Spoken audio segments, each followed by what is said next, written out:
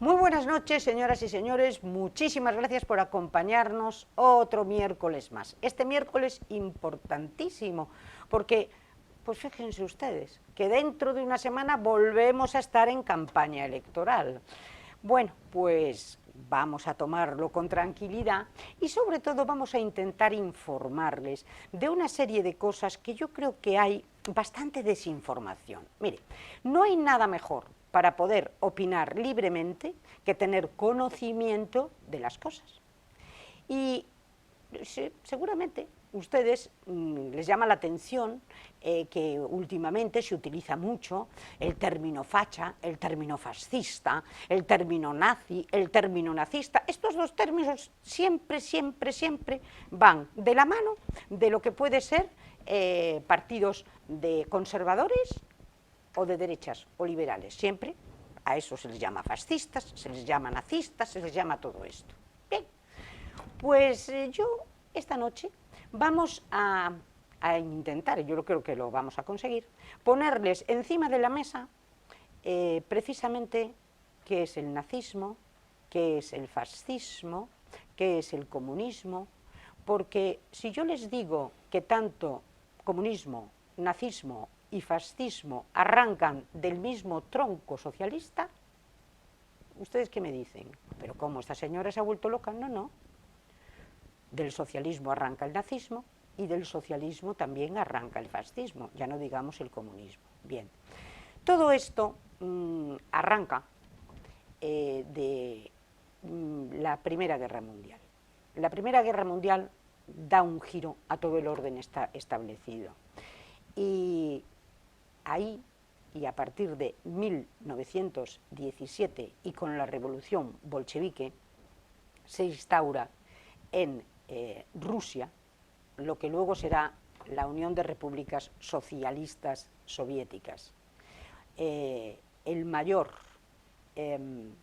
mayor organización contra la libertad del ser humano, con cientos de miles, podríamos decir millones de muertos y de deportados. Allí está el archipiélago Gulag, ahí está todo el disparate contra el ser humano, contra la persona.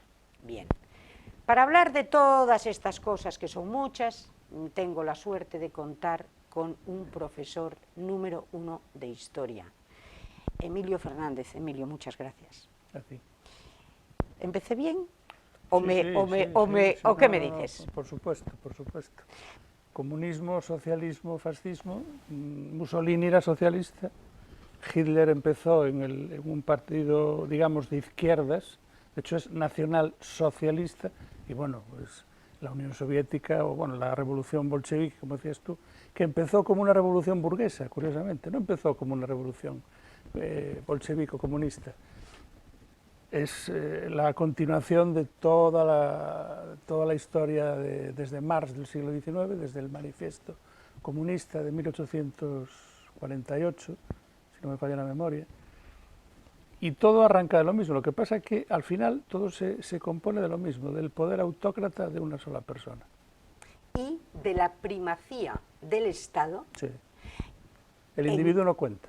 Para el que el individuo no cuenta. En todos esos regímenes, comunismo, igual, socialismo, fascismo y nazismo. Nazismo. Luego el socialismo se edulcora un poco y se crea una socialdemocracia, pero de eso, si quieres, hablamos luego. Empezamos por el principio, por la madre de todas las batallas, comunismo, 1917. ¿Qué supone para el mundo?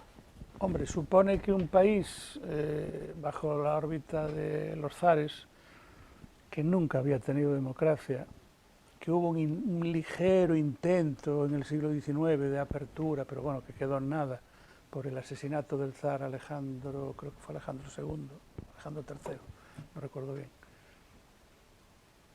No pasó como en Inglaterra, que pudieron pasar de una monarquía, no voy a decir absoluta, porque nunca fue absoluta, pero los ingleses, como son muy listos, han ido evolucionando, han mantenido su sistema, pero han ido hacia una democracia. Allí no.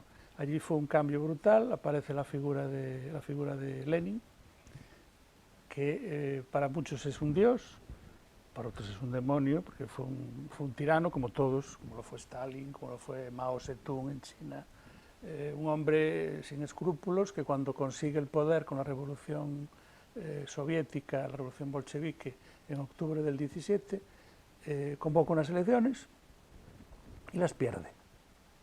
Las convoca y las pierde. Y las pierde. Entonces dice que como eso no vale, la elimina y se acabó. Y ya no hay más elecciones. Y revolución. Y revolución absoluta y lo que decías tú, poder absoluto. Él muy pronto era un hombre muy enfermizo, de hecho murió con 50 y pico años.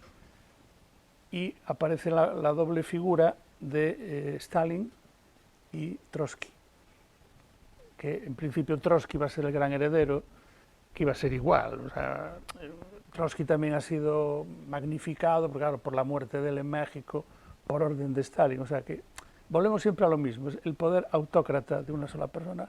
Mi santa voluntad, se hace lo que yo digo y punto, y de ahí no salimos. Y crea, bueno, porque la muerte es terrible en Rusia en aquel entonces. Las purgas son terroríficas.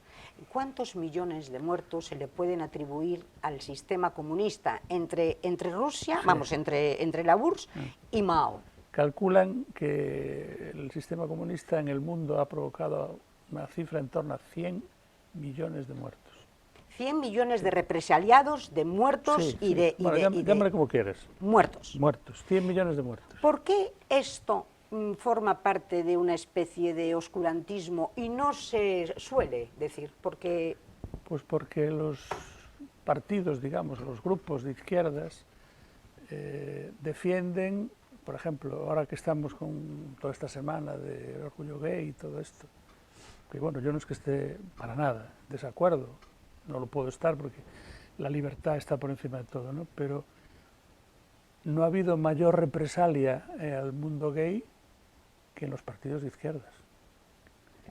Hubo un gran tirano que se llamaba Ernesto Che Guevara, que era un gran asesino de homosexuales. Odiaba a los homosexuales.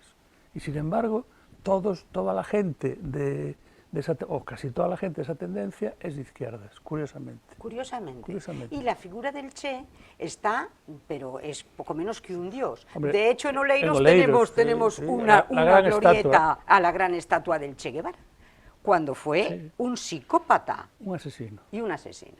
Y no era tonto, porque era médico, era un hombre culto, pero bueno, pues tenía esa tendencia. De hecho, cuando se lo cargaron en Bolivia, creo que fue, ¿no? Sí. Bolivia. ¿Por qué se lo cargaron? Pues probablemente porque molestaba, seguramente molestaba a alguien, estilo, lo que hablaremos después, estilo Putin, que sí, cuando a alguien le molesta, pues fuera, hay que eliminarlo como hacía Stalin, o lo que decías tú con las purgas. Hay una anécdota muy famosa de Stalin, que la habrás oído, las fotografías de cuando hubo la lucha entre él y Trotsky por el poder. Trotsky desapareció de las fotografías. Stalin es el inventor del Photoshop. Las fotos donde estaba Trotsky al lado de Lenin, los mitres, desaparecían. De hecho, en los libros viene la foto antes y la foto después, ¿no? Estamos hablando de los años 20, no estamos hablando de hace 4 días. Y entonces el horror rojo, bueno, consigue dominar Rusia, sí, y luego se expande a países como, por supuesto, China, Cuba, y está en un tris de instalarse en España y controlar la península ibérica, porque el Frente Popular, comunistas y socialistas, es lo que pretenden. Es más, en la Gran Vía, en la Puerta de Alcalá, estaba la gran fotografía de Lenin y de Stalin. Sí, en la Guerra Civil, sí. En la Guerra Civil, vamos, eso es lo que querían, y de hecho lo consiguieron durante unos años.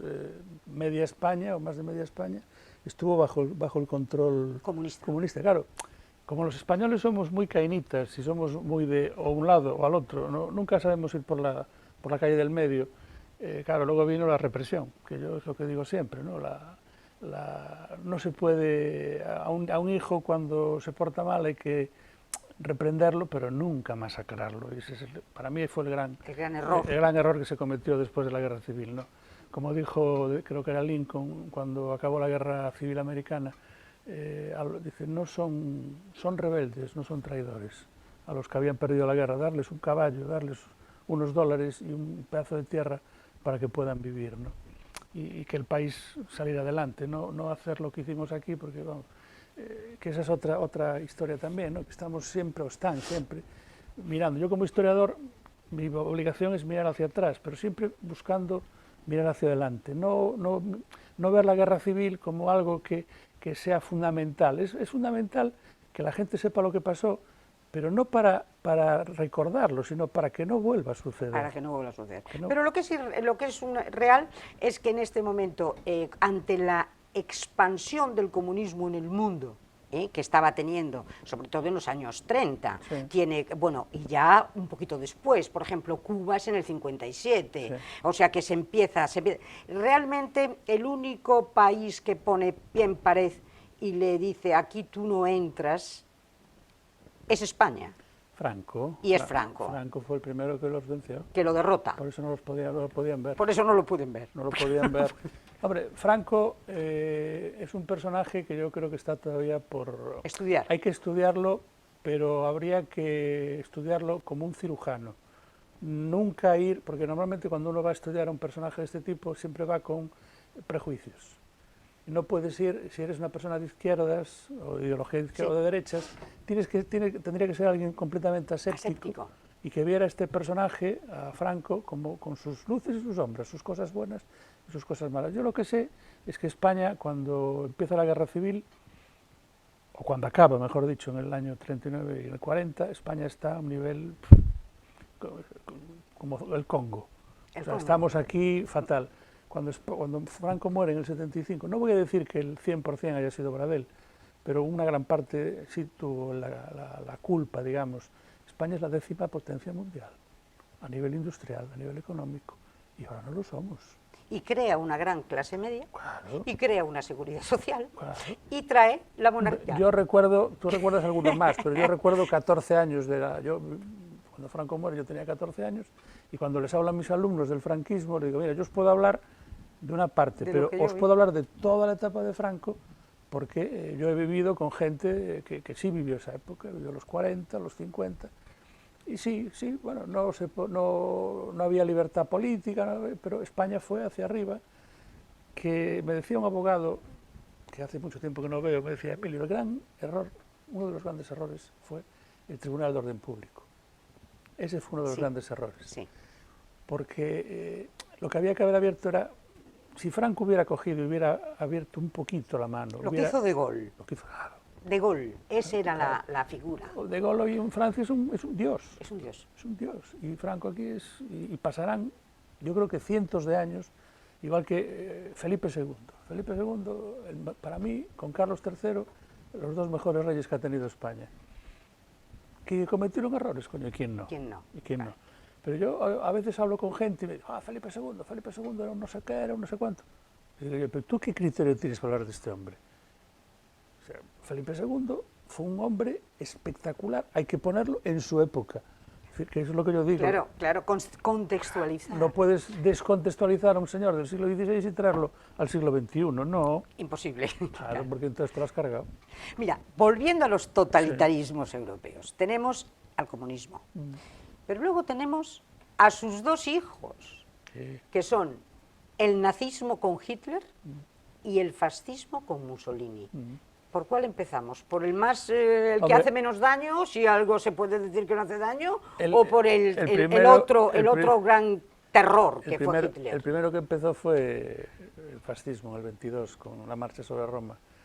Lo que pasa es que tanto fascismo como nazismo siempre se cargan las tintas, que es lógico, ¿no?, en los dos personajes, en Mussolini, que era militante del Partido Socialista, curiosamente, y en Hitler, que a fin de cuentas cuando se funda el Partido Nacional Socialista Obrero Alemán, que eso es como se llama completamente el partido, con las siglas NSDAP en alemán, son dos personajes que no los conoce nadie, porque Hitler había sido cabo en la Primera Guerra Mundial. Ahora, lo que tenía era una labia espectacular. Era un hombre frustrado porque había querido ser pintor, había querido entrar en la Escuela de Bellas Artes en Viena, no lo había conseguido. Y poco a poco van subiendo, pero lo que sí hay que decir, que normalmente no se dice, es que tuvieron un apoyo brutal. Es decir, no se crea una cosa como el Partido Nacional, el Partido Nazi o el Partido Fascista de Italia sin parné, sin dinero. ¿Quién apoya? La BMW, la Mercedes, Hugo Trump, Boss, los Krupp, todo. O sea, es que decían los alemanes que nos libre de los comunistas. Hay una película que yo recomiendo mucho a la gente, que ya tiene unos años, que es Cabaret.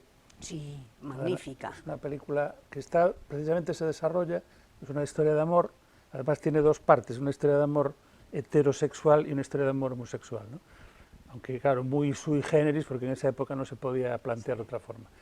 Y hay una escena que yo se la pongo siempre a mis chicos en clase, que es un merendero en Alemania, precioso, en primavera y tal, y de repente se oye una canción cantada por un chico, una voz preciosa, no en alemán, en inglés, porque la película es americana, y se ve la cara del muchacho, solo la cara, el típico alemán, rubio, ojos claros, y poco a poco la cámara se va alejando de él, y vas viendo que no es un chico. Bueno, es un chico, pero está vestido con la camisa parda, lleva el brazalete con la esvástica, y la canción, que en un momento era una canción popular y tal, como podía ser aquí, pues que se la Rianxeira, se convierte en una marcha militar. Y el chaval se coloca la gorra y hace el saludo fascista, el saludo nazi, y la gente se empieza a levantar, el merendero, y aquello se convierte, pues eso, en un acto patriótico. Y los dos personajes de la película le dice uno al otro: ¿aún crees que los podréis detener? O sea, que ellos, que nos liberen de los comunistas. Porque claro, nosotros cuando hablamos de Rusia o de la Unión Soviética, la vemos muy lejos, está allá. Pero es que los alemanes no lo ven tan lejos, porque para los alemanes están al lado. Está al lado, está Polonia en el medio, y Polonia era pobre, durante 400 años se la estuvieron repartiendo. Entre unos y otros. Hubo épocas que ni existía Polonia. Claro. Cuando empieza la Segunda Guerra Mundial, los alemanes dicen: Alemania invade Polonia. Sí, pero es que la Unión Soviética invade Polonia por el otro lado. Sí. Y eso nunca se dice. Y entonces, para ti la mitad y para mí la mitad. Duran un año y pico, y al final Alemania invade la Unión Soviética en la Operación Barbarroja. Porque en el fondo, claro, Hitler y Stalin no se podían ver. Eran enemigos acérrimos. Lo que pasa es que, bueno, firmaron el pacto aquel de no agresión a 4 días de empezar la guerra.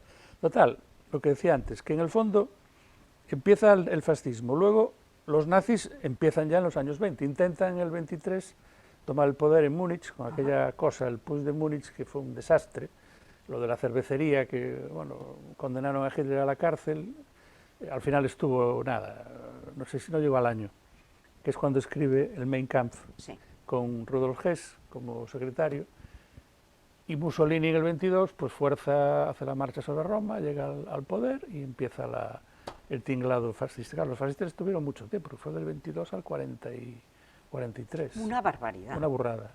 Una barbaridad. 21 años. ¿Qué repercusión tiene, por ejemplo, el fascismo en Italia? Porque tanto Italia como Alemania, que de ahí también arrancan esos problemas, quedan totalmente destrozadas en la Segunda Guerra, a partir de la Primera Guerra Mundial. Más Alemania que Italia. Italia también, pero Italia de forma, en algunas zonas, hombre, es muy famoso, por ejemplo, lo de Monte Cassino, el bombardeo sobre la abadía de Monte Cassino, porque los alemanes habían hecho fuertes ahí, entonces los americanos lo plancharon. Sí. La abadía donde fundó San Benito la orden benedictina, pues no quedó una piedra.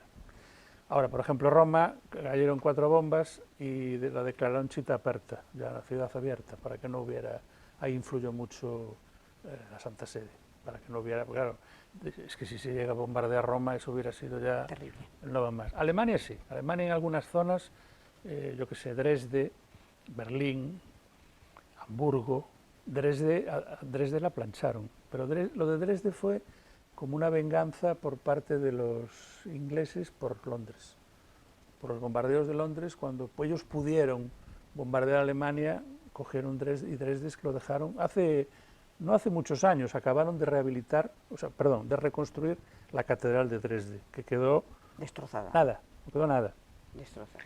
Entonces, sí, quedaron muy mal, lo que pasa que, como buenos los alemanes, como son, pues piedra sobre piedra, ladrillo sobre ladrillo, cada trabajador iba y cogía un poquito de escombro, y ahí tienes cómo está Berlín, cómo está... Y destruyen, bueno, y en ese momento Hitler consigue el poder, el Estado es el que modula todo, lo mismo que en Rusia, porque es exactamente igual. O sea, hay un autócrata, como tú dices, y sobre todo hay un Estado que carece de cualquier tipo de vinculación espiritual, porque el gran enemigo a batir, tanto por parte de comunistas como por parte de nazistas y como por parte de fascistas, es la propia Iglesia Católica. Sí, sí. Es el gran enemigo. Los nazis crean una religión. O sea, los SS tenían una fortaleza, un nombre de estos alemanes impronunciable, donde daban culto al Grial. Aquí en España estuvo Hitler buscando el Grial en Montserrat, buscándolo. Lo tenía en Valencia. Si es que bueno, sí. Yo tengo mi teoría sobre el Grial, no la voy a decir, pero bueno, a mí me parece una absoluta, no digo estupidez, pero bueno, andar buscando algo que... El Santo Grial, que no deja de ser el cáliz, sí, donde Cristo en la última cena consagró. Todas las... Y entonces esa famosa leyenda del Santo Grial, ¿dónde está el Santo Grial? La Sagrada Lanza, ellos buscaban reliquias porque él pensaba, porque Hitler estaba... Hitler. Sí. No, Himmler. Ah, Himmler. Heinrich Himmler, era el líder de las SS, que era otro tarao, que luego cuando la cosa se puso fea, picó billete y se fue a ver si podía... escaparse. Sí, no, porque en el fondo toda esta gente son unos grandes cobardes, o sea, no es gente que... Hombre, Hitler tuvo más redaños que los demás, que por lo menos se sacó del medio, aunque bueno, luego también hay la historia esa de que si era un doble, que si él se fue a Sudamérica y todo esto, no lo sé. Desde luego no duró mucho porque él estaba muy, muy enfermo. Tenía un médico que le largaba una cantidad de medicación y tenía un Parkinson tremendo, y no era muy mayor, porque yo no llegaba a 60 años. Sí.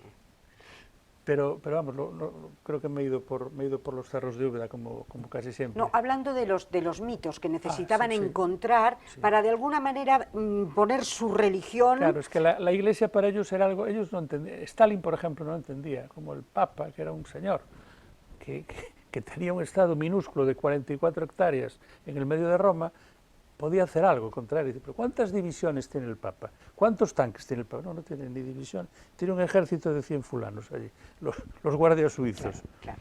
Pero claro, lo que no podía entender es que el poder espiritual que tenía este hombre, por cierto, tan vilipendiado, el pobre Pío XII, que no se termina de lavar esa parte de su historia y fue tremendamente decía dura, el Papa Francisco decía hace un tiempo, con ese acento porteño que pone él cuando habla español, decía, en la cama del Papa, en Castel Gandolfo, nacieron 130 niños, porque el Papa dio orden que los conventos y casas religiosas, parroquias, que acogieran judíos, y la primera que él puso a disposición de los judíos fue el palacio de Castel Gandolfo, y en la cama del Papa era donde daban a luz las mujeres judías que les tocaba dar a luz, entonces daban a luz en la cama del Papa. Fíjate, porque ahora se le ha acusado desde siempre de colaboracionismo con los alemanes, y eso es una falacia enorme. Lo que pasa es que la Iglesia,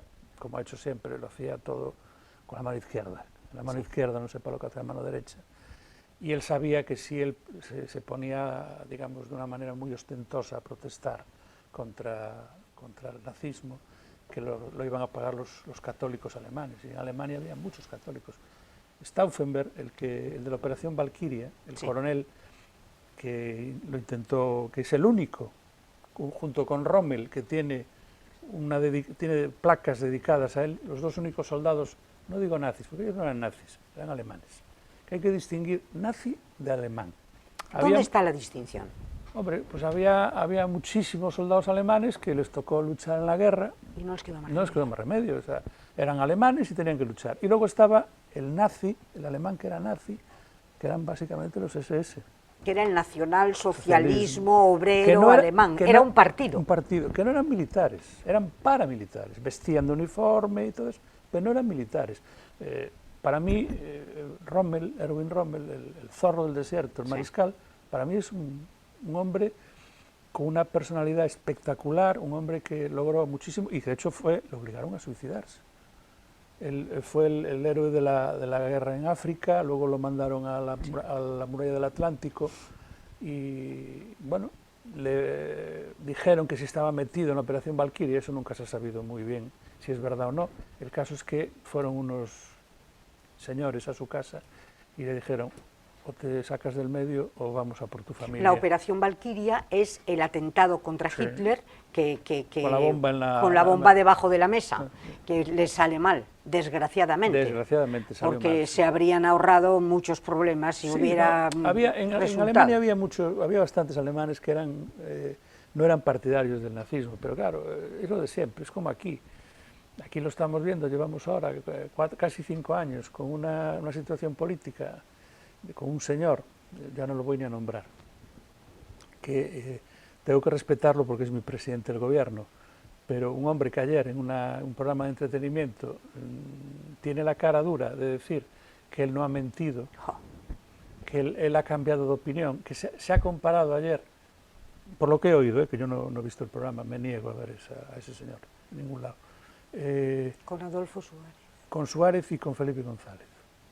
Hombre, que Suárez hizo cosas con errores, porque esto es lo de siempre, es decir, aquí no se perdonan los errores de la gente, los políticos son seres humanos y se equivocan, y lo que hay que hacer es reconocerlo. Suárez tuvo la gallardía de decir: señores, me voy, y se fue, y dimitió en enero del 81, y luego se montó la que se montó el 23 de febrero, con lo de Calvo Sotelo.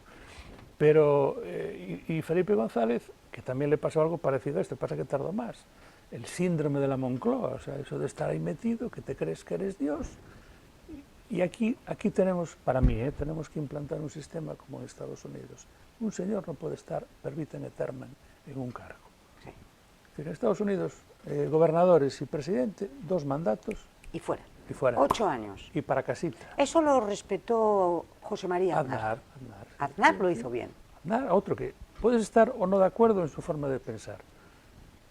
Pues lo pusieron cuando lo de las Azores, pingando. Pero es que lo primero que hay que ser, para mí, es, independientemente de que seas de derechas, de izquierdas, de centro, pero ser español. Claro. Lo del otro día de la señora que a mí metió la gamba, la señora esta de Extremadura, ¿no? Porque los de las pulseras, no fue esa, ¿quién fue lo de las pulseras? Sí. ¿Quién dijo lo de las pulseras? Sí, alguien, no me acuerdo, pero sí, no, yo creo que fue ella, fue la de Extremadura, creo. No, fue el de Madrid, y dijo que había hecho más Bildu por España que los de las pulseritas. El delegado del gobierno en Madrid, efectivamente. Vamos a ver, señores, tú puedes pensar como te dé la gana, pero si tú perteneces a un partido, el que sea constitucional y que no ha cometido ningún delito, tú puedes votar o no votar. Pero unos señores como los de Bildu, que son etarras, no son filoetarras, son etarras, porque están ahí, o sea, no han pedido perdón. El señor Otegi no es un hombre de paz, es un señor que ha sido uno de los líderes de ETA, y ETA sigue existiendo, lo que pasa es que ahora no mata. Para mí esa es la diferencia, ahora no mata, pero sigue existiendo, está ahí, muy presente. Me vas a perdonar, vamos a coger ahora el tema de ETA, vamos un minuto a la publicidad. Es verdad. Joyería Ferrol, un nuevo concepto de joyería en nuestra ciudad que entronca con lo que era el concepto de joyería tradicional. Compraventa de oro, plata y joyas. Compraventa de oro, plata y joyas. Imagínense ustedes que tienen unos anillos que ya no les sirven para nada, de la primera boda, de la segunda boda, de la tercera boda, a saber. Imagínense ustedes que tienen una medalla en la que su madrina se la regaló y grabó el nombre de Josefa. Y no le gusta el nombre de Josefa porque a usted le llaman Pepa. Bueno, pues esa medalla la tiene permanentemente en una cajita y en un cajón. Pues qué momentazo de visitar Joyerías Ferrol, porque a lo mejor le dan una gran alegría. Si es de plata, pues ¿qué les voy a contar a ustedes? ¿A quién le apetece en este momento ponerse a limpiar plata?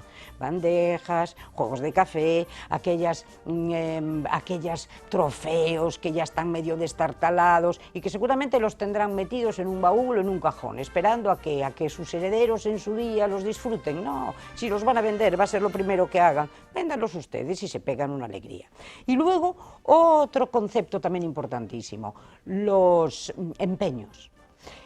Oiga, que usted no se quiere deshacer ni del oro, ni de la plata, ni de las alhajas o de las joyas, bueno, pues a lo mejor visita usted Joyería Ferrol y empeñan la pieza correspondiente.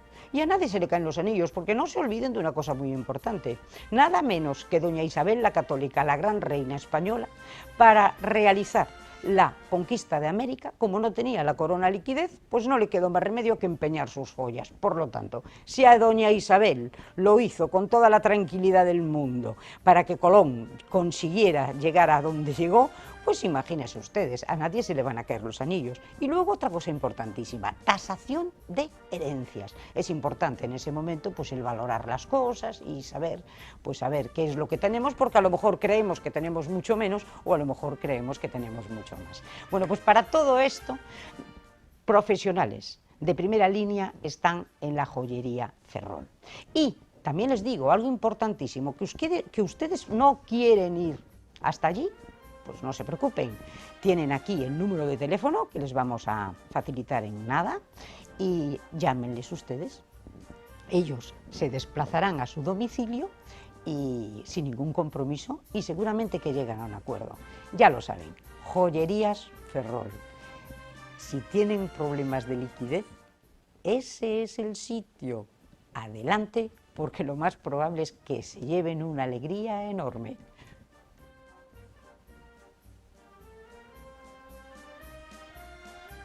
Leninista y marxista, ¿o no es leninista? Estamos con ustedes otra vez. Estábamos con el tema de ETA, que es muy importante.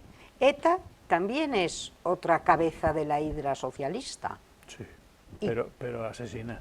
No, socialista y marxista. Marxista, sí. Totalmente. Sí, totalmente. O sea que fíjate que menudas glorias que está dando. Comunismo, ¿qué glorias da el socialismo? El comunismo, el nazismo, el fascismo y movimientos revolucionarios como la ETA, que es totalmente, bebe de ahí, sí, marxista-leninista. Sí.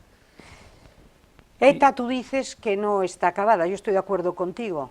ETA ahora mismo está en las instituciones. Claro, está en el Parlamento Vasco, está en el Parlamento Español, no está, como dijo Pedro Sánchez, no ha habido ningún ministro de Bildu, pero no lo ha habido porque no le ha hecho falta. Que se le llega a hacer falta, lo nombra también. Por supuesto que sí. Lo nombra, igual que la historia de jurar la Constitución o prometer por todas esas fórmulas que utilizan, eso solo se permite aquí. Es decir, tú prometes o juras, y todo lo demás lo hizo un presidente de las Cortes, socialista, curiosamente, que no recuerdo era su nombre, cuando era Jon Idígoras diputado, de Ribatasuna, juraron por no sé qué, bueno, por una serie de historias, ¿no? Y este señor les dijo, su fórmula no es válida, usted no ha... Yo creo que fue Bono. No fue Bono, fue otro anterior, que no recuerdo. No fue Bono, ¿no? No fue Bono, no, fue otro anterior, pues que no recuerdo el nombre del... sé que era del PSOE. Fue una de las legislaturas de Felipe González, y juró Jon Idígoras y le dijo que no, bueno, Jon Idígoras y alguno más, sí. Y le dijo que no, y era un tío del PSOE, porque el PSOE también era un partido, una socialdemocracia. Porque, bueno, claro, esto es cuando, efectivamente, cuando Felipe González abandona el marxismo y abraza la socialdemocracia, que famosa, es la gran jugada de frase Felipe. Que dijo, hay que ser socialista antes que marxista. Efectivamente. Siguiendo a Olof Palme, a toda la socialdemocracia alemana, sueca y demás, ¿no? Y bueno, le funcionó bien, los españoles le dimos en el año 82 202 diputados, que no los ha tenido nadie. Ahí pudo hacer lo que le dio la gana, porque tenía mayoría absolutísima. Y bueno, estuvo desde el 82 hasta el 96, creo que fueron casi 14 años, 13 años y pico. Y bueno, una socialdemocracia de la cual ahora todos los grandes que había, entre ellos nuestro convecino de La Coruña, el señor Vázquez, pues parece que Paco Vázquez ahora es el hijo de Hitler. Completamente. Cuando es un hombre, a mí me lo han llegado a discutir, oye, ese tío no es socialista. Dije, ¿cómo que no es socialista? Un hombre que era socialista en la época de Franco. Sí. Porque como dice Jiménez de los Santos, es que ser antifranquista ahora es muy fácil. Hombre, esta tira. Y ser antifascista ahora es muy fácil. Lo que era difícil era ser comunista en la época de Franco. Como a mí me tocó vivir en mi época universitaria, yo ya era el principio de la democracia. Yo empecé la carrera en el 79, ya había Constitución, pero bueno, estábamos empezando, ¿no? Y yo recuerdo en mis asambleas de facultad, a las que yo obviamente iba, porque tenía 18, 19 años, 20 años, y en eso que te pasaban unos documentos, sí, y tú te ponías a leerlos, y a mí me empezaron a temblar las manos. Y me dirás, ¿y por qué te temblaban las manos? Coño, porque eran actas de un congreso de ETA. Actas de un congreso de ETA. Sí. Y yo, claro, me empecé a temblar, cogí, lo cerré, se lo pasé a mi compañero que estaba al lado, que no sé ni quién era, y entonces eso era lo que vendía en ese momento. Pero claro, yo venía de una ciudad como Ferrol, donde a los de Ferrol en Santiago nos miraban mal. Sí, nos miraban, ¿por qué? Nos miraban mal porque, no porque fuéramos malos, sino porque ellos veían que los ferrolanos éramos todos hijos de almirantes. Y entonces, claro, yo muchas veces decía, oye, mira, Ferrol tiene 2 astilleros y hay más de 15.000 trabajadores. ¿Vosotros sabéis dónde está la sede de la clase obrera gallega? En el 72, ¿dónde murieron 2 hombres? Fue en Ferrol, no fue en Vigo, ni fue en Coruña, fue en Ferrol. Y mucho menos en Santiago. Y menos en Santiago. Entonces a nosotros nos miraban mal, más que nada por eso, porque pensaban que los de Ferrol, no, es que los de Ferrol, oye, aquí hay de todo. Dije, mis padres son dos trabajadores. Sí, hay hijos de marinos, sí, pero igual que hay hijos de marinos, hay hijos de soldadores, y hay hijos de gente de toda índole. Ahora que está muy de moda la serie esta Rapa, sí, no sé si yo he acabado de ver ayer, me los pasaron, sí, los capítulos de la primera temporada. Yo hago un voto a Javier Cámara, había que darle un título de hijo honorífico, de hijo adoptivo. Bueno, siempre que no esté en la SER diciendo tonterías. Bueno, no, bueno. Porque claro, es que lo que es alucinante es que es verdad, ahora que hablas de la serie Rapa, que está estupenda, pero vamos a ver, tú no puedes ir a la SER, y si tú en este momento estás defendiendo la ciudad de Ferrol, no ataques a la Marina, hombre, y sobre todo si en la SER están están ironizando y además choteándose de la Armada Española. Es que hablar de Ferrol también es hablar de la Armada, entre otras cosas. Por lo tanto, no tiene sentido. Oye, no te calles. Sí, ahí metieron la gama. Hasta arriba. Lo del Arsenal, que sí, no sé qué, pero yo no lo entendí muy bien, porque dijeron, no, es que la protagonista, Mónica López, que es de Ferrol, no es de Ferrol. Esa chica nació en Canarias, se crió en Cataluña. No es ferrolana. Ah, no, yo es que no tengo ni idea. No es ferrolana, no. Hay muchos actores gallegos en la serie, sí, pero, hombre, algo, no digo que para chotearse, no, por supuesto, pero lo del Arsenal, yo también hago un voto porque habría que, ya lo han abierto bastante, pero todavía hay que la gente lo sienta como algo propio, es decir, que el Arsenal no sea un mundo aparte de Ferrol. El muro, hay muchas versiones, unos dicen que no hay que tirarlo, otros dicen que hay que tirarlo. Yo ni tirarlo ni no tirarlo, pero por lo menos que la gente pueda entrar con todos los controles. Oye, pero pueden entrar, porque fíjate, yo he llegado a bueno, ya no te digo en visitas guiadas, por supuestísimo, pero fíjate, yo me enteré hace tiempo ya, que si tú, imagínate que vienes de Burgos, estás en fin de semana, quieres ver el Arsenal, sí, con que dejes tu carnet de identidad en la garita, entras por el Arsenal y luego lo vuelves a recuperar. Es decir, está abierto. El que está cerrado es un mito. Yo creo que, oye, y prueba está los dos grandes museos que tenemos dentro del Arsenal. O sea, yo creo que si la gente no va a verlo es tampoco porque tampoco tiene interés. Mucha gente de Ferrol te dice, oye, es que a mí no me interesa nada, no lo conozco el Arsenal. Pues es una pena, ¿eh? Porque es una belleza lo que se pierde. Yo he ido mucho con alumnos del colegio que venían cuando hacíamos unos intercambios que hacíamos con Francia, con un colegio del sur de Francia, y la visita obligada era el Arsenal.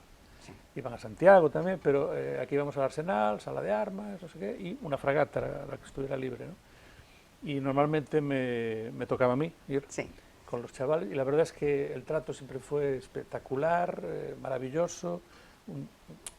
Hoy ya no es como hace 60, 70, 80 años, esos secretos militares. Esto ya cambió.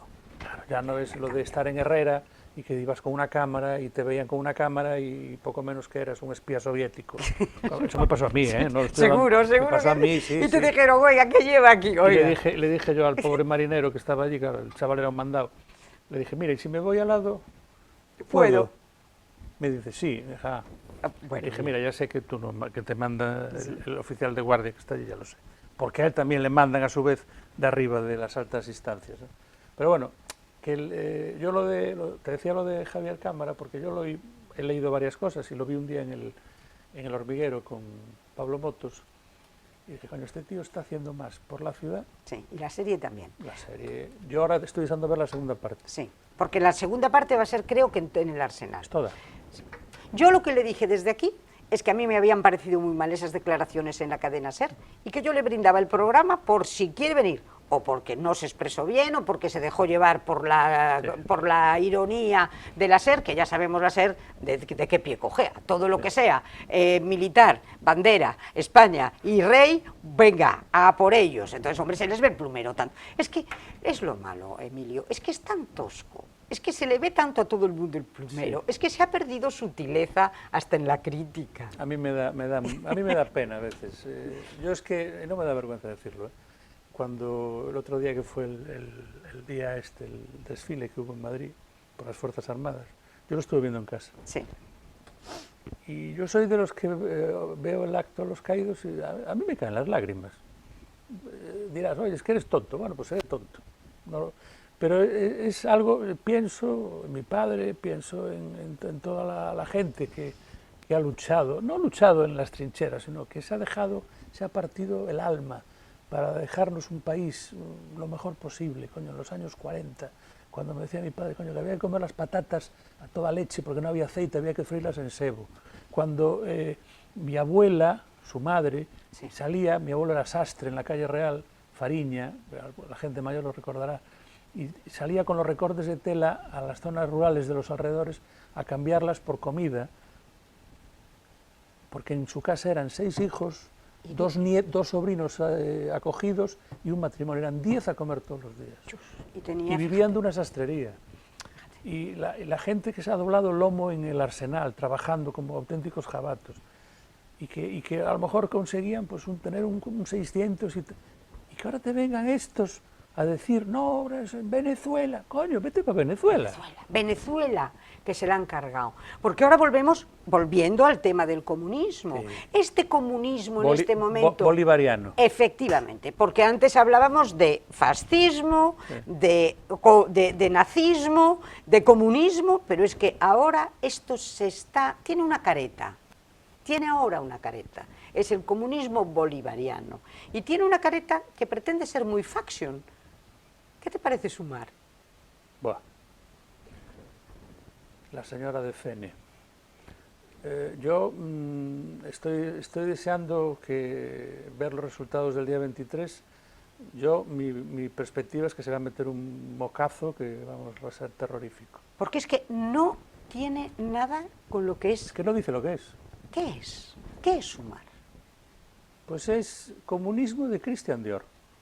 Yo lo llamo así, comunismo de Christian Dior. O sea, no hay más que ver las fotos de esta señora. Cómo era y cómo es.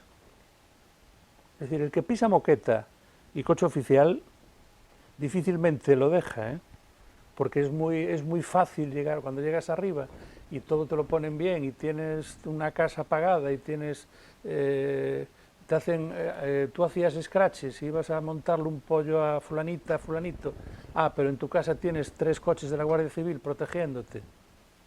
Claro. Yo ojalá los tuviera en mi casa, en la cabana. Así ojalá. Vives muy tranquilo, ¿verdad? Viviría muy tranquilo, sí. Pero entiendo que la Guardia Civil y la policía está para lo que está, no para protegerme a mí. Claro. Y todos estos señores que han venido a regenerar, y cuando han pisado moqueta han dicho, oh, aquí de maravilla. Y 400.000 o 200.000 o 100 y pico mil euros al año y viviendo como la mona, coño, ¿quién lo va a dejar eso? Mira, mira las declaraciones de la presidenta del Congreso, Meritxell Batet. Hoy dice que en España no hay ningún problema de alquiler. Ah, no. Claro, no lo tiene ella. No, ya no, claro. Con 200.000 euros al año pasados. Y tendrá vivienda oficial, seguro. Y seguramente que sí. Hombre. Pero que tú tengas la cara de decir que no hay problema de alquiler en España. No, y la debe de tener porque es la tercera autoridad del Estado. Sí. Pero hasta ahí, nada más. Si se atreve a decir que en España no hay problemas de alquiler, cuando tenemos, dicho por la, no sé qué organización fue, 12 millones de personas en riesgo de pobreza. Es que 12 millones de personas son muchas personas, ¿eh? Muchas personas. Es que si España tiene 47 millones de habitantes, estamos hablando de una quinta parte de la población. Riesgo de pobreza, o sea que gente que tiene que malvive, lo estamos viendo como el banco de alimentos. No hay ningún problema, ni de alquileres, ni de inflación. Los que más o menos podemos ir capeando el temporal, tenemos que dar muchas gracias a Dios, pero esta gente... Claro, es muy fácil lo que dices tú, decir, no, con 200.000 al año... Así cualquiera. Claro. No hay ningún problema. Pero por lo menos cállate la boca y no digas nada. Sí, porque y ahora parece ser que es la fuerza emergente, parece ser que beben en lo que es el socialismo bolivariano que ha destrozado Venezuela. Y a mí Venezuela me da mucho miedo, porque en Venezuela mucha gente decía, qué disparate. Pero qué barbaridad, antes de Chávez, sí. Qué barbaridad, ¿esto cómo va a ocurrir en Venezuela? En Venezuela estaba súper desarrollada, sí. Y de repente se les ha venido abajo, y la gente no tiene ni para medicamentos. Nosotros teníamos, que se murió un familiar allí, que llevaba pues unos 50 años allí, viviendo, ya era venezolano, y hace unos años, pues el pobre se vino para aquí, cuando llegó tenías que verlo como venía, porque vino a buscar otra vez la nacionalidad española y que la Xunta, de hecho la Xunta le concedió una, no sé cómo se llama, no sé si fue una contributiva, creo que eran no llegaba a 500 euros al mes, pero claro, él allí con 500 euros era el rey del mambo. Fíjate. Él allí tenía 60 euros al mes de pensión. 60 euros. Y había trabajado como un campeón toda su vida. Y le quedó eso, una birria. Y todo este movimiento de Chávez, que ha sido asesorado por Bestringe, que ha sido asesorado por Pablo Iglesias, que ha sido asesorado por Monedero, que ha sido asesorado por toda esta gente, ¿esto es lo que pretende sumar, traer a España? Pues, desde luego, hay... Los ideólogos ellos no están en el frente, pero están detrás, están de cabezas pensantes. Yo es que me alegro que por lo menos uno de ellos, el señor Echenique, ya no esté. Lo hayan defenestrado, porque es patético un señor que aún encima no es español, que venga de otro país y que aquí lo han arreglado lo que se ha podido, ¿no? Pues que esté diciendo lo que está diciendo, es decir, es el perro que le muerde la mano al amo que le da de comer, ¿no? Y el señor Bestringe, que empezó... Secretario General de Alianza Popular. Y antes en Fuerza Nueva, o sea, fue de un extremo al otro. Sí. Pasó de Fuerza Nueva. Sí, totalmente. Y ahora su hija, Lili Bestringe. Sí, la hija Lili. Pues a mí toda esta gente es que me hace mucha gracia, porque no han pegado un palo al agua en su vida, no han trabajado en nada. Y van de defensores de salvapatrias, coño, como si fueran casi el CIF. Y, sobre todo, fíjate la crisis que tiene en este momento el Partido Socialista. El Partido Socialista es totalmente responsable, porque a mí no me gusta nada que se le llame sanchismo, no. Este señor es Sánchez, pero el Partido Socialista es cómplice directo y ha permitido la deriva de Sánchez. Por lo tanto, aquí hay un problema, que es el Partido Socialista Obrero Español. Él ha creado un partido, ha defenestrado a todo aquel que le hacía a mínima sombra, igual que hacía Hitler, lo hizo en la noche de los cuchillos largos. Cuando había 3 o 4 que le molestaban, dio la orden y esa noche se los cargaron a todos. Aquí no llegamos a ese extremo, aquí, digamos, la forma de cargárselo es apartarlo, como han apartado a Paco Vázquez, como han apartado a muchos más, incluso alguno que todavía está como es el caso de Paje, en Castilla-La Mancha, que es de los más díscolos, pero claro, de los más díscolos de aquella manera, no se atreve a decir mucho más, porque como diga algo más, carretera. Claro, y aquí, si hubieran querido, lo hubieran hecho, lo mismo que hicieron los conservadores cuando se cargaron a Boris Yeltsin. Los conservadores en Inglaterra le dijeron, señor, fuera, y él se tuvo que marchar. Por lo tanto, eso quiere decir que el Partido Socialista aplaude con las orejas todo lo que ha hecho Pedro Sánchez en estos 4 años. Pactos con Bildu, pactos con RC, pactos con el PNV. Lo de los indultos, todo eso. Pero ahora, volviendo al fascismo, volviendo al nazismo. El nazismo tiene otra característica, que es la supremacía de una raza. Sí. Que es la raza aria. Sí.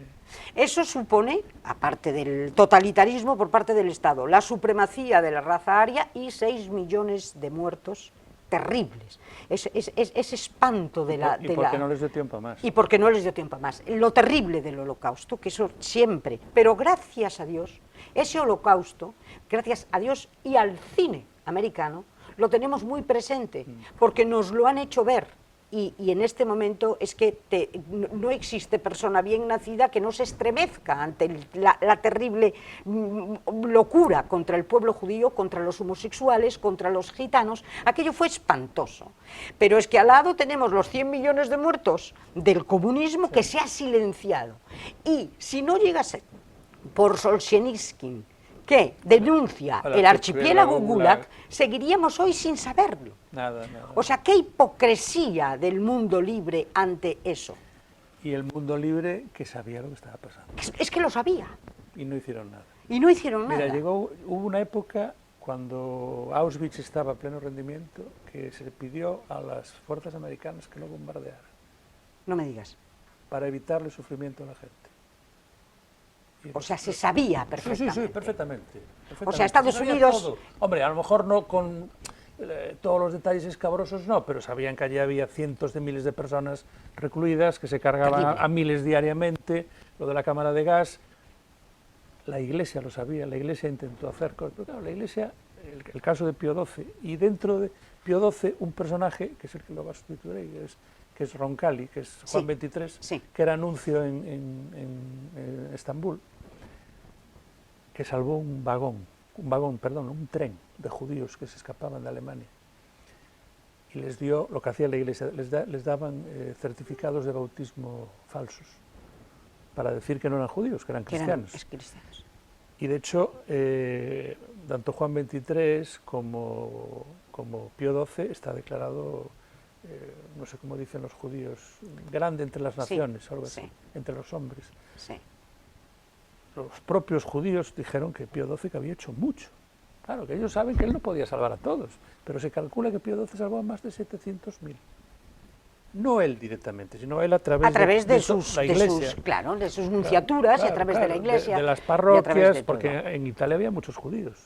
De hecho, una de las primeras cosas que hizo el gran rabino de Roma, cuando acabó la Segunda Guerra Mundial, fue hacerse católico. Que eso lo sabe poca gente. Muy poca gente. Se hizo cristiano. No me digas. En agradecimiento por lo que hizo Pío XII. Que a fin de cuentas tampoco hay tanta diferencia entre judíos y cristianos. No, somos primos, hermanos. Como les digo yo, no, como decía, creo que era, no sé si era Juan XXIII o Benedicto, que decía, nuestros hermanos mayores, los judíos. Y yo a los niños, cuando les hablo de Jesús, siempre les digo lo mismo, no os olvidéis, les señalo la cruz que hay en clase, a veces tiene Cristo, a veces no. Digo, el que murió ahí, era judío, no os olvidéis, y su mamá era judía también. Exactamente. Era judío. Era judío, tan judío como los demás judíos. Y rezaba como un judío, comía como un judío y oraba como un judío. Es verdad, sí. Pasa que luego vino... Bueno, lo que vino. Luego viene lo que viene. Como decía Juan XXIII, no podemos seguir diciendo esas cosas de que... No, tenemos que cambiar, porque en la liturgia del Viernes Santo se decía el pueblo asesino de Dios. Exacto, eso había que cambiarlo y de hecho se cambió. Gracias a Dios. Pero fue Juan XXIII el que lo cambió, sí, bueno, Juan XXIII. Casi 2000 años. Gran santo. Yo lo tengo en mi... Es una de tus debilidades. Sí. Es un hombre bueno, espectacular. Un hombre bueno. Sí, Papa bueno. Sí. Verdad que sí. Qué hombre maravilloso. Que tuvo que luchar con los nazis, tuvo que luchar con los comunistas. De hecho, cuando fue nuncio, creo que era en París, que fue la última nunciatura que tuvo, porque él era diplomático, se hizo íntimo amigo del embajador ruso soviético. ¿Y sabes cómo se hizo amigo de él? Se acercó a él en una fiesta y le dijo: usted y yo tenemos mucho en común. Le dijo, claro, el otro soviético, que él, claro, iba vestido de cardenal, no sé si era ya cardenal, o de obispo por lo menos. Le dijo: pues usted y yo somos gordos, porque eran los dos muy orondos, ¿no? Y se empezaron a reír y se hicieron íntimos. Fíjate tú, el embajador soviético y el embajador y el nuncio. En plena época de Stalin todavía, sí, porque eran los años después de la guerra, porque él fue a París para intentar salvar, porque De Gaulle quería cargarse a 33 obispos, que habían sido colaboracionistas con los nazis, y él consiguió que solamente 3, los otros 30 los consiguió. Pero le costó, porque De Gaulle, cuidado con De Gaulle, como buen francés, la grandeur. Sí. Los franceses pueden ser monárquicos, republicanos, lo que quieran, pero son franceses. Son franceses. Y otra figura de Gaulle, que yo siempre digo, oye, que De Gaulle no vivió ni padeció ni pasó la guerra, estuvo en Inglaterra. De Gaulle llegó luego con la liberación y bien. Los primeros que entraban en París fueron españoles. Sí, pero el mito de Gaulle no sé dónde lo tienen, porque él se atrincheró en Londres y ahí estuvo durante toda la guerra, mientras París estaba como estaba. Esa es la realidad de De Gaulle. Él hacía los mensajes por la radio y tal. Sí, pero no estuvo ahí, que pico pala. No, que va. Pero los franceses en eso son grandiosos. Goya para ellos es francés. Sí, increíble. Como murió en Burdeos. Increíble. Es increíble. Picasso. Es increíble, son únicos. Mira, y entonces dime una cosa, hablábamos, bueno, que qué gran labor ha hecho el cine. Sí. En denuncia del nazismo, y qué poca labor ha hecho el cine en denuncia del comunismo, cuando en un momento determinado, porque se reparten, que ahí, es verdad, después de la guerra, de la Segunda Guerra Mundial, Occidente deja en manos de Stalin media Europa sí. Y la somete a la esclavitud más abominable. Yo creo que por eso no les interesó hacer tanto cine. No, claro, no. Eran responsables. Hombre, últimamente ya hay una película muy buena y durísima que se titula Katyn. Buenísima.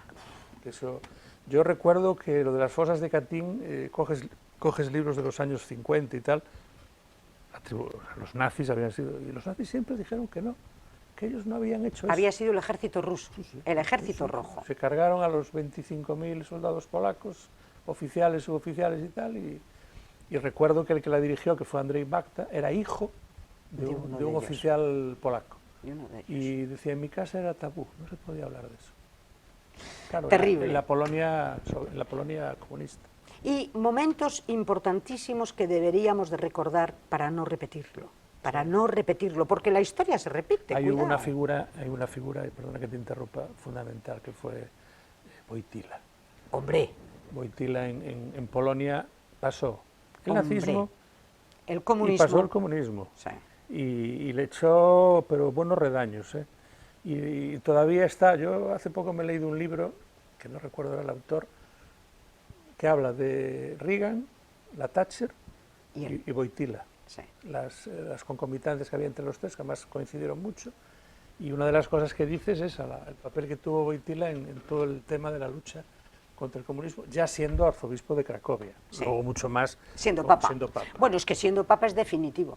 O sea, la caída del comunismo no se entiende sin San Juan Pablo II, sí. No se entiende. Por eso, bueno, menos mal, el Señor está ahí iluminando, es un gigante.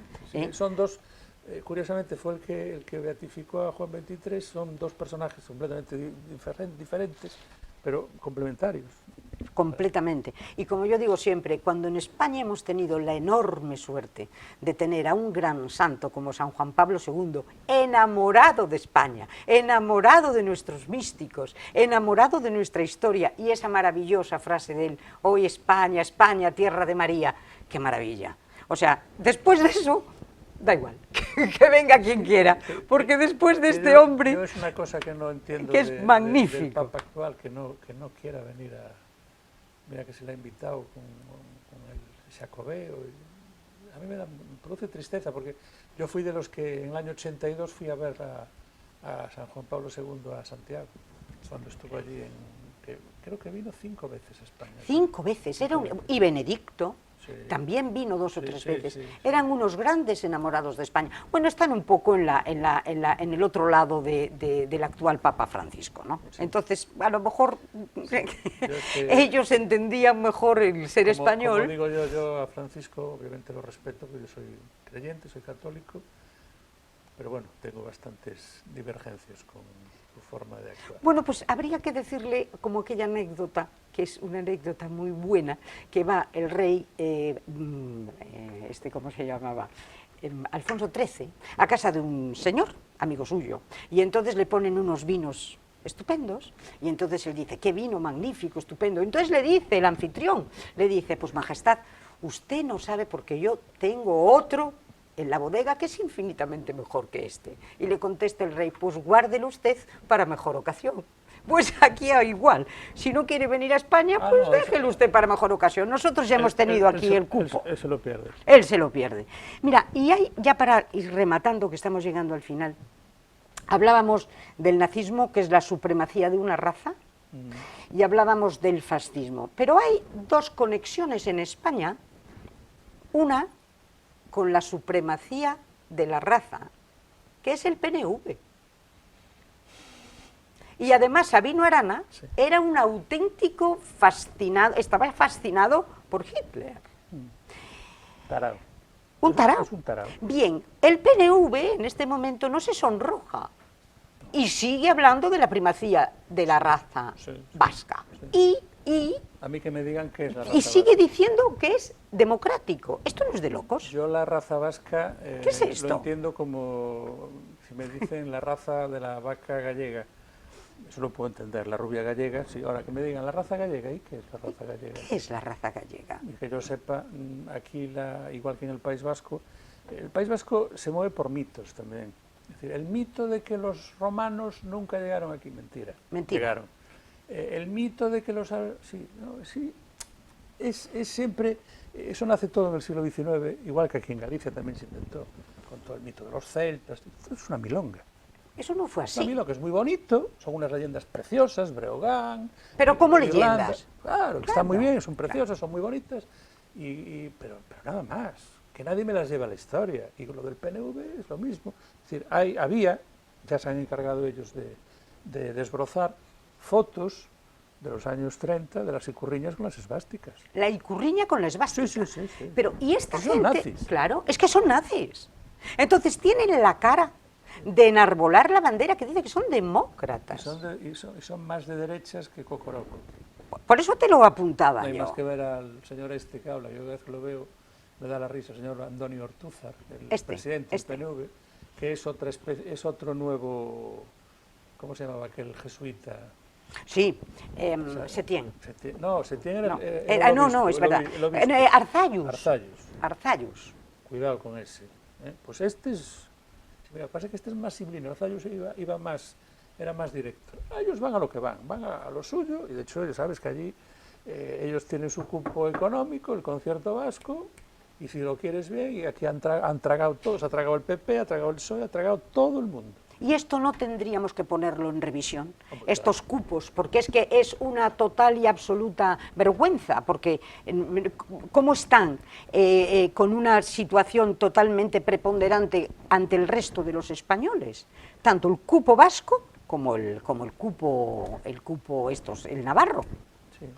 Sí, habría esto es un agravio comparativo con el resto. Tiene que ser alguien que le eche un par de narices, igual que hay que cambiar, para mí, la ley electoral. Total. Es un cachondeo. Claro, pero cuando hablan de cambiar la ley electoral se quedan con que gane la lista más votada. No es eso. Usted tiene que acabar con el voto ponderado de vascos y catalanes, porque los que pretenden destrozar España no pueden tener una ponderación. Un partido político, en Alemania el sistema es que tú tienes que sacar el 5% a nivel estatal. Estatal.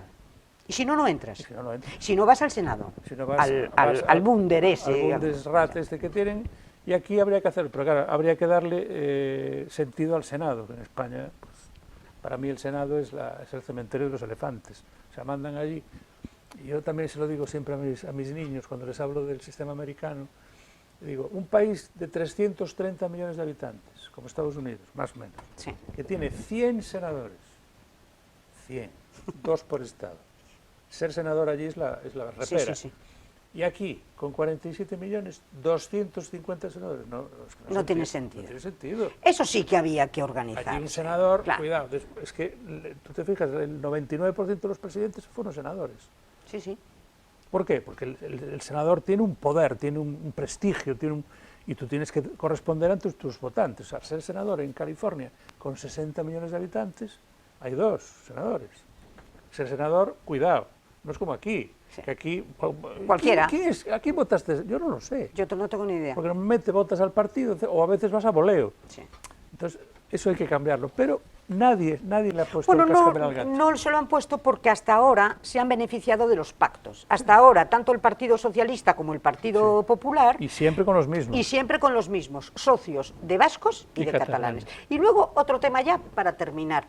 Es cierto que Esquerra Republicana de Cataluña, otros que también van hoy en día, el señor Rufián, da gusto verlo con esa cosita recortada. Oye, que iban con la camisa negra de los fascistas italianos. Claro. Pues si todo, aquí que los Esquerra Republicana de Cataluña eran fascistas. Por cierto, ¿sabes quién era de Esquerra Republicana de Cataluña? ¿Quién estaba afiliado? Ramón Franco. Que era otro pirao. Fue diputado. Que era otro pirao. Estaba, es verdad, por Esquerra Republicana, que bueno, sí, también ahí tenían una buena en casa, ¿eh? Yo cada vez que paso por delante de la casa de Franco veo la placa que hay allí. El otro día había gente haciéndose fotos. Y dije, aquí había que hacer un negocio, había que montar un chiringuito. Hombre, naturalmente. Había que hacer algo, porque es que tenemos esto aquí. Claro, lo que es peculiar es que en Ferrol todavía quedan 2 cosas donde está el nombre, bueno, 3, donde está el nombre de Franco. Uno es la placa que hay en San Francisco, encima de la... No lo digas que no... Que encima de la entrada al baptisterio. Sí. Otra, en San Julián, sí, entrando a la derecha, en el Nartes hay una placa enorme, sí, donde figura el nombre de Franco. Y el tercero, la placa que está en la placa de bronce. Claro, pero están los 2, está Franco y está el hermano, está Ramón. Está el hermano Ramón. Y el monumento que hay en el cantón, que está hecho una birria, sí, que es por el Plus Ultra, que eso sí que fue, eso si lo tienen en otro lado tendría que estar cuidado. Esa es una pena. Yo le dije a un concejal, oye, ¿por qué no lo quitáis de ahí? Llevarlo para otro lado, sacarlo de ahí. Si se puede quitar, que es pequeñito, se puede llevarlo al museo.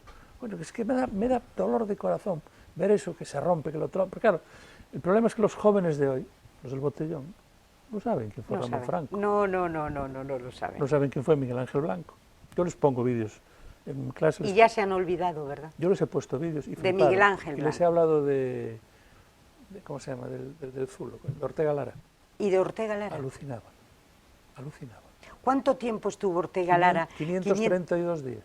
Y a punto de morir, ¿eh? Y cuando entró el Guardia Civil le dijo, pégame un tiro de una vez, mátame. Pensando que era un etarra que lo iba a rematar. Sí. Y eso, un hombre que está vivo todavía, está vivo, y parece que no pasó nada, o sea, coño, pero ¿cómo esto se puede olvidar? No solo no pasó nada, sino que a él y al grupo donde él milita, que es Vox, sí, los tachan de lo que los tachan y los equiparan a ETA, sí, y a Bildu. Sí. O sea, están equiparando a las víctimas con los asesinos. Con los verdugos. Sí. Y se queda, con los verdugos. Sí, y se queda todo el mundo tan lavado. Sí, ayer no sé en qué programa ¿Pero qué era. es esto? Un programa, creo que era La Sexta, decían, no sé qué pasó con alguien de Vox, que bueno, una salida de tono, no sé exactamente lo que pasó, y decía uno de los contertulios que estaba allí, bueno, si quieren ustedes voten a Vox, ya ven lo que es.